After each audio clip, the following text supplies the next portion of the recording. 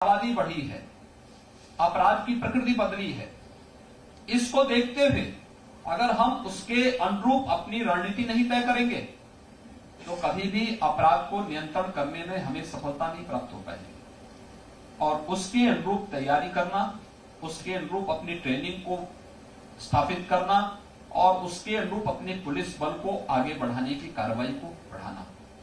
हमें पुरातन और नवीन के बीच में एक समन्वय बनाते हुए आगे बढ़ना पड़ेगा। और स्मार्ट पुलिसिंग के लिए ही पुलिस आयुक्त प्रणाली को हम लोगों ने प्रदेश के 2 शहरों में लागू किया है। तो बहुत दिनों से मांग थी, इच्छा शक्ति का अभाव दिख रहा था, लेकिन हम लोगों ने इस कार्य को एक साथ यहां पे लागू किया है। ये कहीं भी अधिकारों का द्वंद्व नहीं है, यह तो नागरिकों को बेहतर माहौल देने, एक सुरक्षित माहौल देने की दिशा में और प्रदेश को विकास की ऊंचाइयों तक पहुंचाने की दिशा में किए जाने वाली प्रयास की एक महत्वपूर्ण कड़ी है।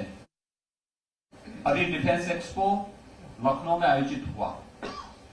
सभी लोग कहते थे कि डिफेंस एक्सपो में हमें 1 वर्ष पहले जब डिफेंस एक्सपो की बात आ रही थी और डिफेंस कॉरिडोर बनाने की बात आ रही थी तो हमारे तत्कालीन चीफ सेक्रेटरी श्री अनूप चंद पांडे ने जब मुझसे इस बारे में कहा कि हमें 20,000 करोड़ रुपए का प्रस्ताव मिलेगा, मैंने कहा अभी आप लोगों का माइंड सेट नहीं हो पा रहा है, आप अपने को तैयार करिए, 50,000 करोड़ से कम नहीं होने वाला है।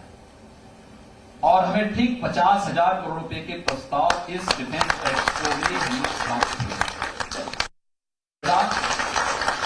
कभी अरिसत था या तो मुख्यमंत्री के लिए या नोएडा के लिए, लेकिन हम लोगों ने इस मिथक को तोड़ा है।